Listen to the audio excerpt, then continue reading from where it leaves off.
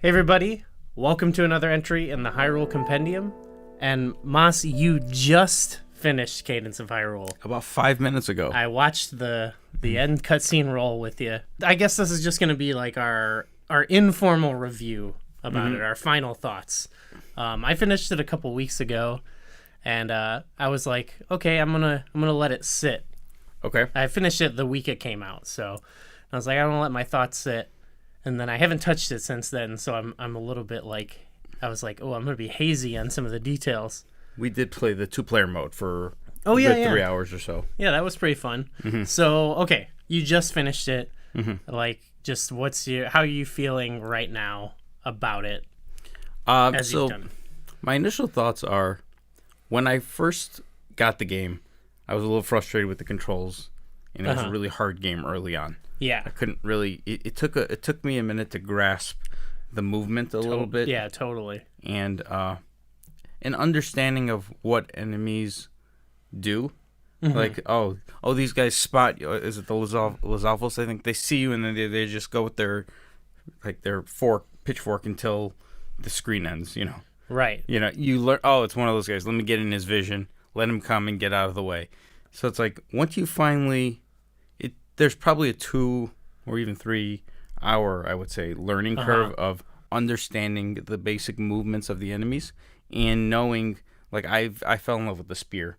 I always use the spear. It attacks two spaces in front of you, and once you become self-aware of what your weapon can do. Yes, and you start learning the controls, and especially the early on, once you start actually getting heart pieces and heart containers, the game gets progressively easier as you go. Yeah, it doesn't like scale to be much more difficult, I would say. In fact, I think there's no scaling other than, I think, depending on the order that you do the bosses in, they have more health.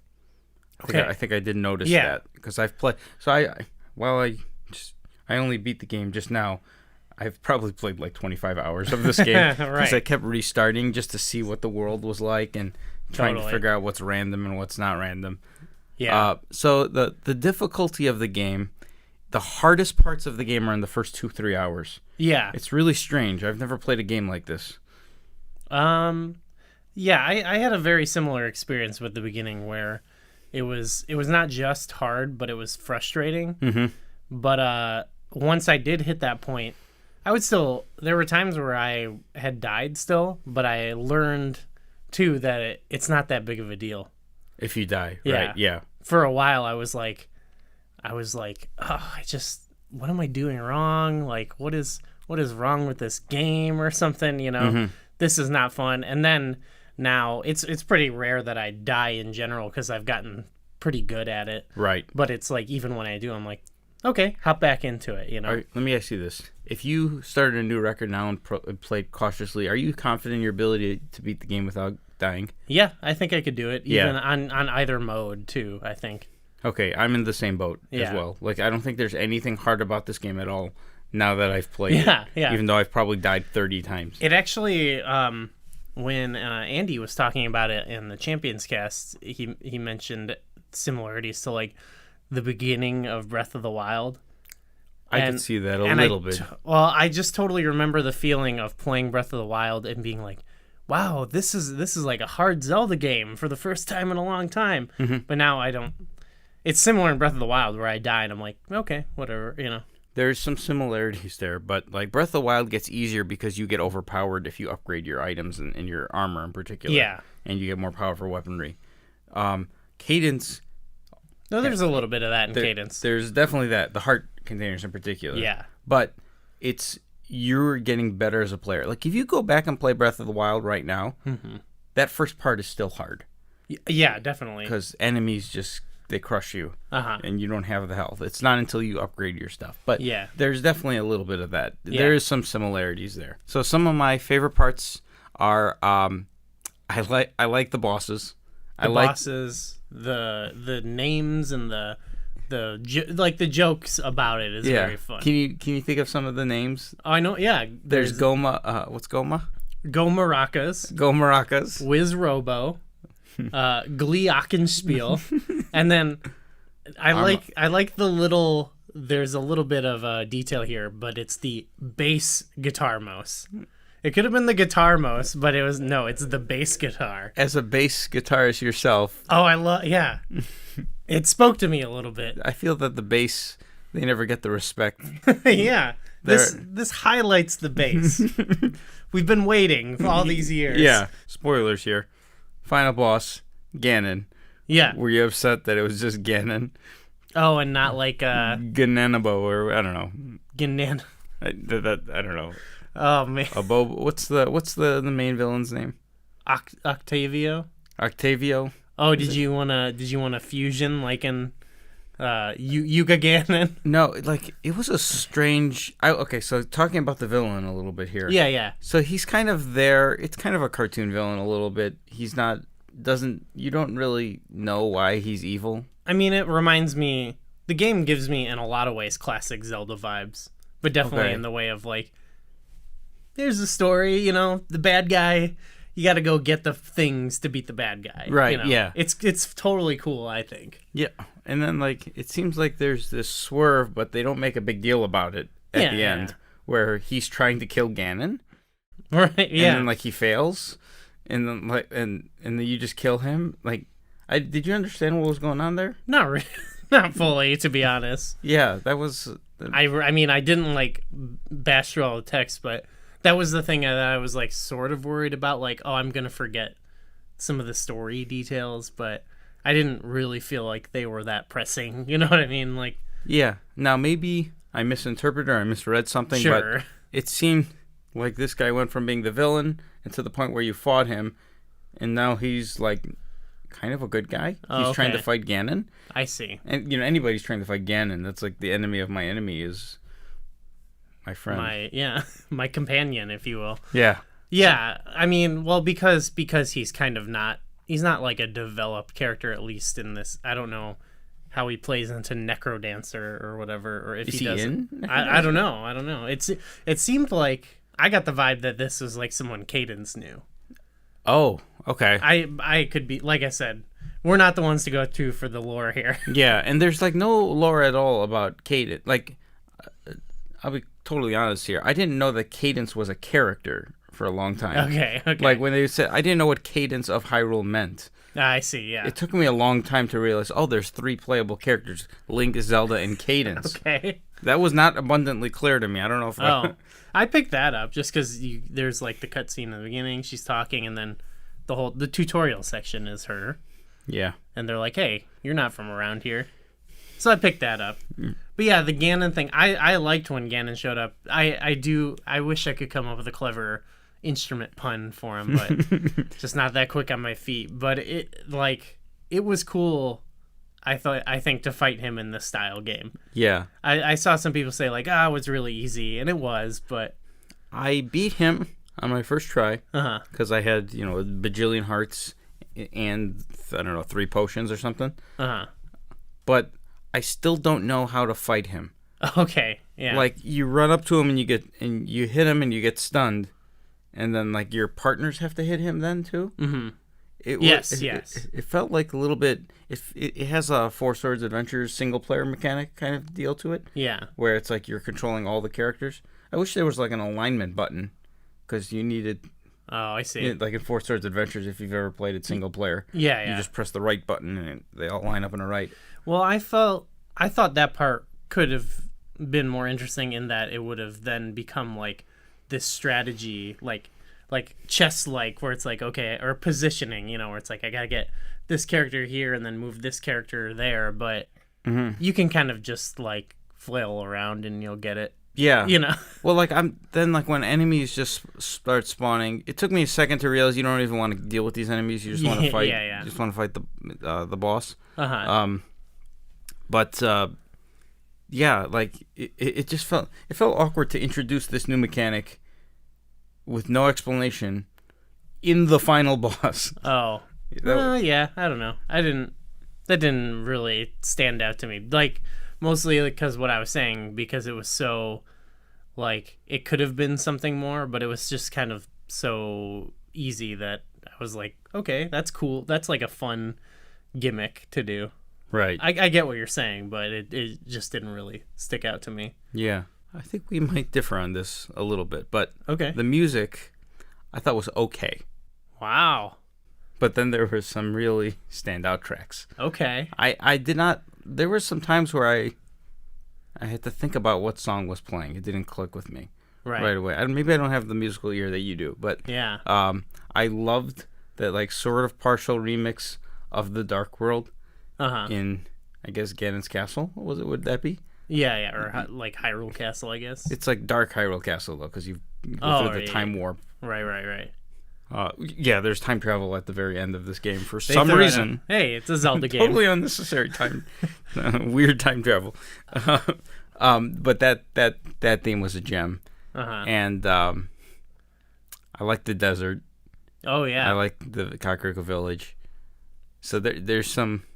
Yeah, no, I love the soundtrack to the game. Like, it's cheating a little bit because it's like Zelda classics. Mm-hmm. But then, yeah, maybe it's more of the.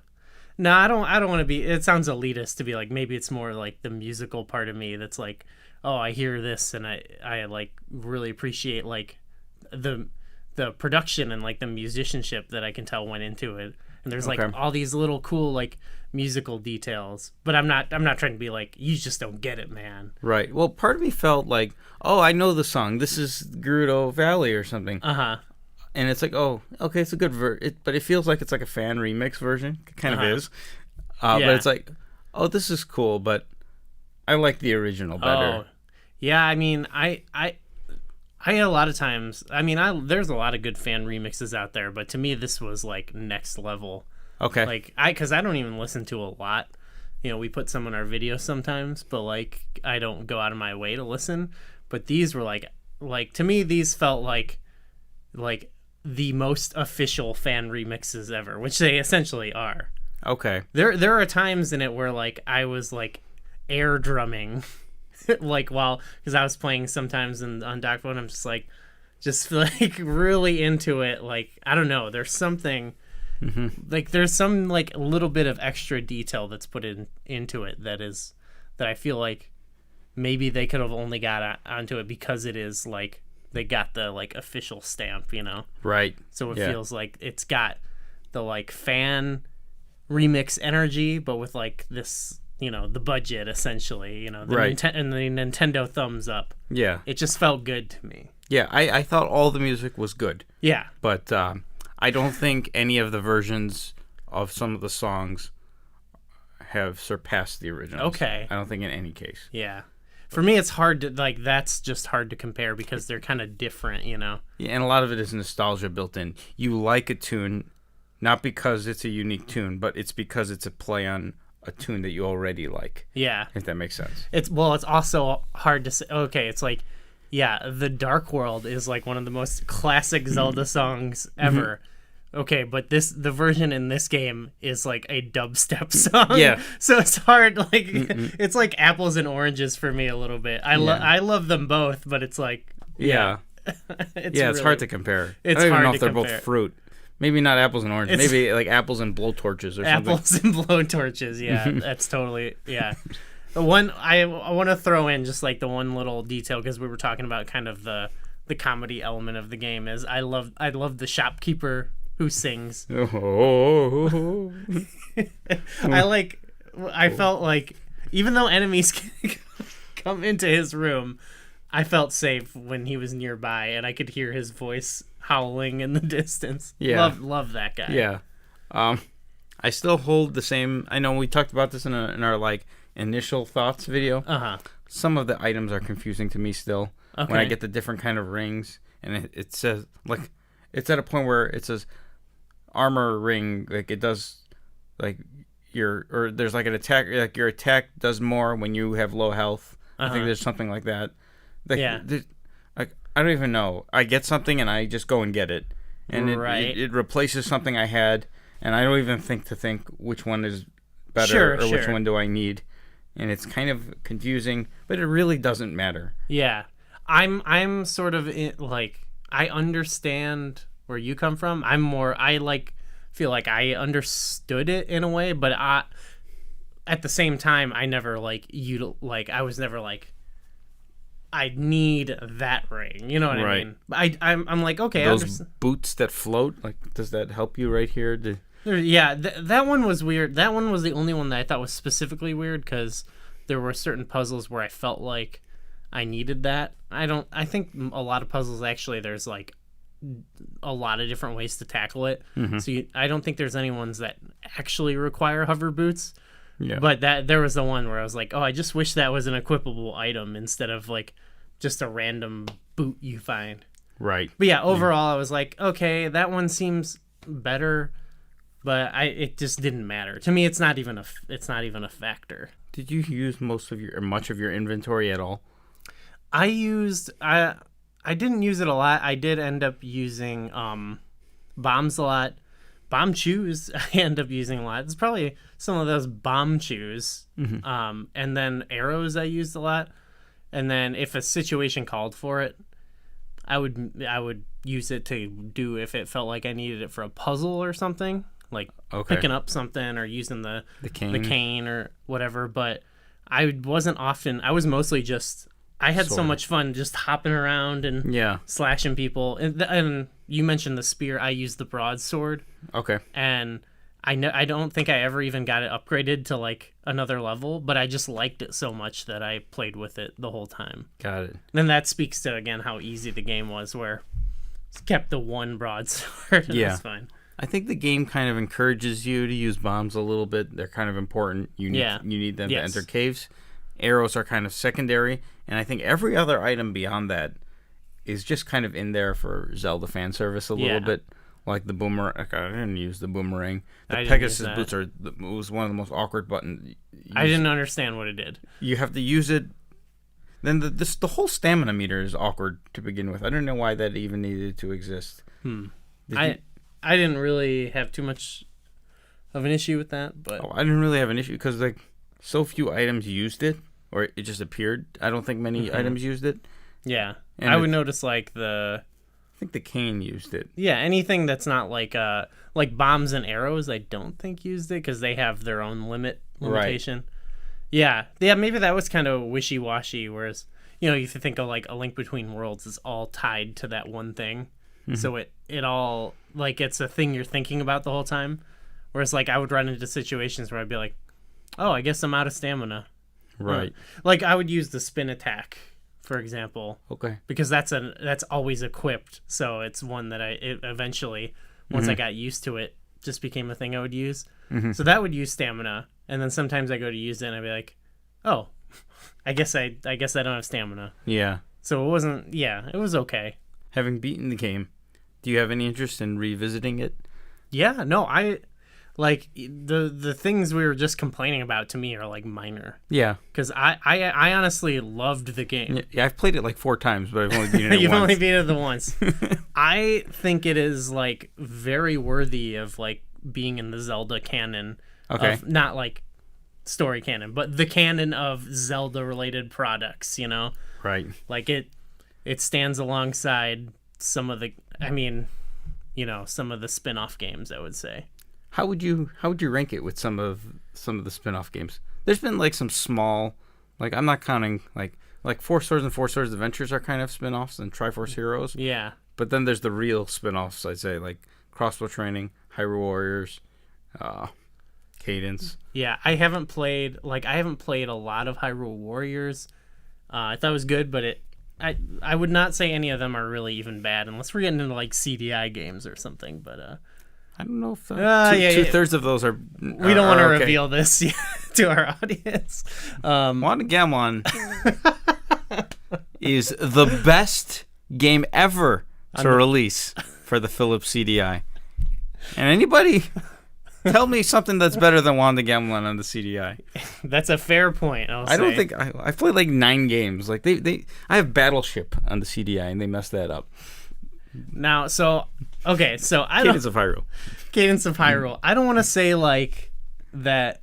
I don't want to say anything too controversial, but it's like there are certain Zelda games, like main series single player games, when I think about the idea of having to replay them, even though I love them all I consider them, whatever console they're on, they're probably in the top 3 games, maybe in the best game. But when I think about the idea of sitting down and replaying it, it's like, I don't know about that. Yeah. But this game, maybe it's because it's so short. It reminds me of a classic Zelda game in that there's not a barrier to entry. There is a little bit of a barrier. Well, after you know the game. Right. Like, for example, I struggled with the original Legend of Zelda when I first played it. But now, if I want, that's a game I can just sit down and, like, play if I have an hour and a half to kill, you know? Yeah. This game, it's very easy to pick up and play. Yeah. You can pick up it at any point, too. Like, you could stop Link for 6 months and pick it up and just, you're in the action virtually and immediately, even if you start a brand new record. Yeah. And you can skip the tutorial if you want to. Right. Yeah. Yeah. I've learned that after restarting the game so many times. I know there are some. Isn't there some different modes or different difficulty modes or something? I think there's different difficulty. There's like a daily challenge, which I think is just a one. I tried it once and I died, and it was like, here's your score. Okay. So I think it's basically like whoever can do the best run in that day.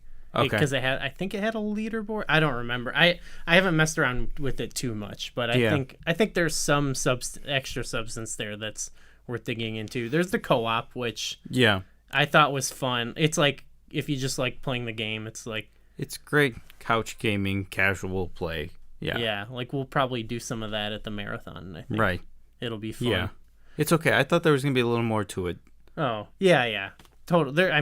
There's definitely more you could have done, but to me, if you like playing the game, you like playing it co-op.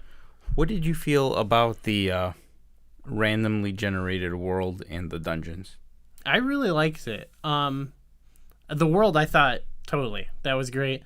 The dungeons, there wasn't a lot of... I didn't think like there was too much variation with them.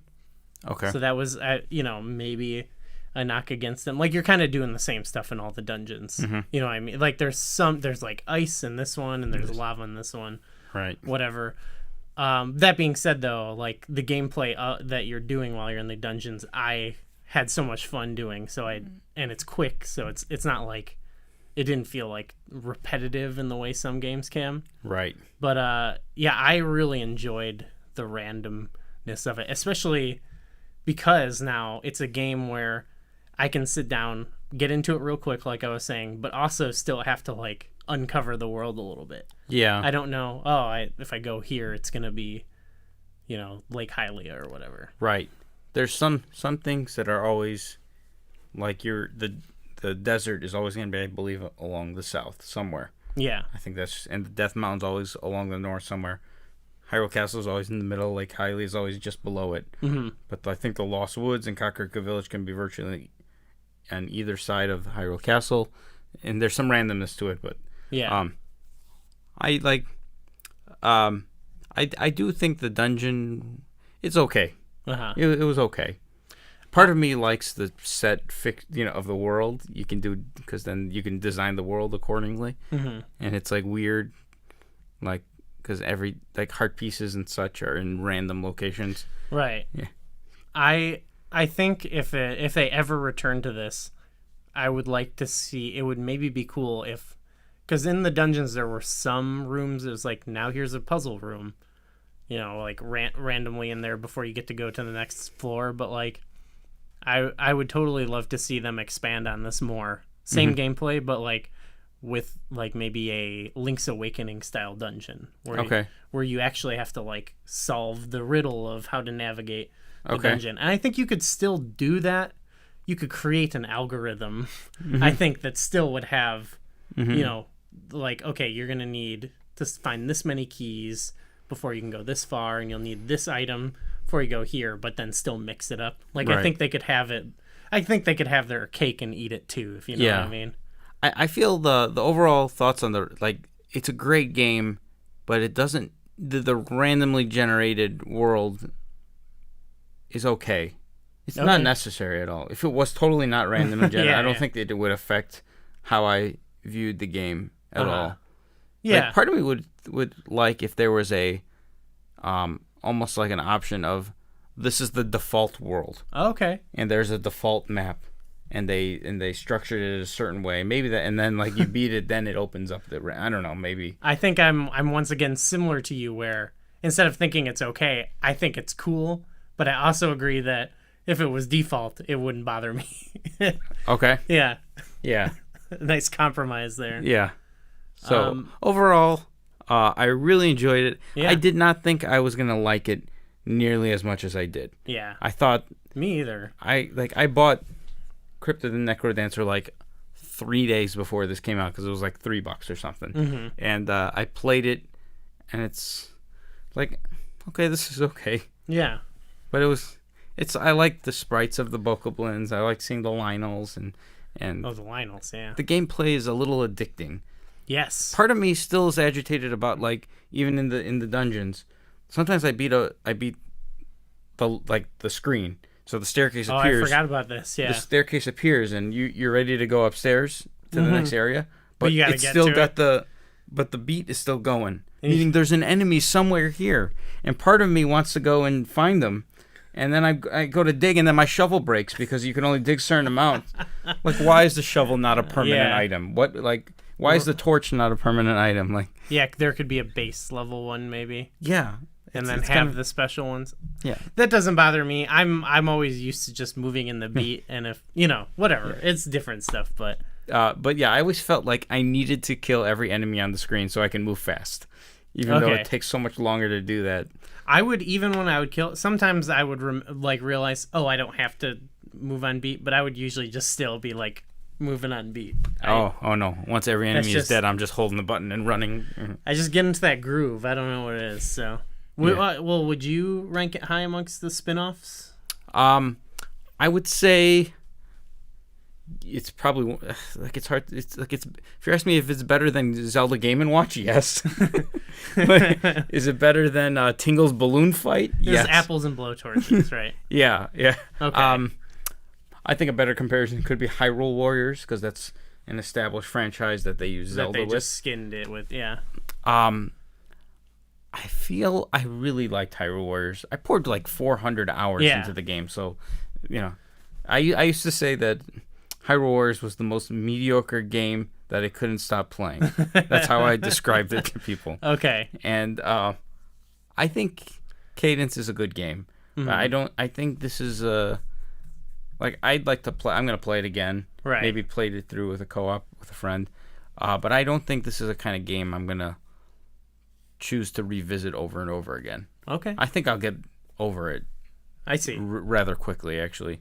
And then I think in the future, the thought of replaying it is going to be sort of like how you mentioned some of the bulkier Zelda games that are good games, but it's like, Yeah. But everybody, I think, should pick this up. Yeah. It's definitely worth it. People who think this is not a real Zelda, it's not a Zelda game, so to speak, but it's No, yeah. it's but fun. It's something unique in the series. So. Yeah. And if you don't want to pick it up now, I'm certain at some point in 6 months, this game is going to be $9.99 or something. The Switch has sales all the time, and maybe it's a little different for a Zelda game, but Necrodancer was out there for $4. So. Yeah, this will be $4 in 2 years or something. Yeah.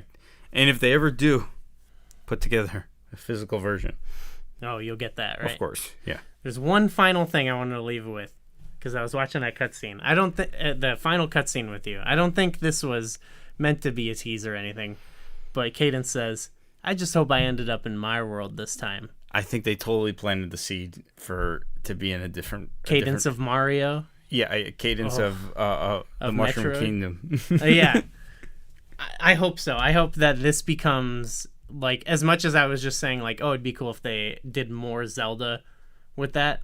I just become a Nintendo hopping series. That would be so fun. Yeah. All right. So that was our review, whatever you want to call it. You give it 2 thumbs up? I would give it, or 1 thumb up? I'll give a thumb up. We don't have a scale here. Yeah, we don't do reviews, I guess. So 2 thumbs up. Our review, it's a good game. It's a good game. He liked it. I loved it. Let us know how many thumbs would you give it? It doesn't matter what the maximum number is to you can give it 73 thumbs, and it could be secretly out of 6,000. Yeah, don't tell us either. Just comment below the thumbs. I think we've said all we needed to say. Yeah. Like, subscribe, join our Discord. Thanks for watching.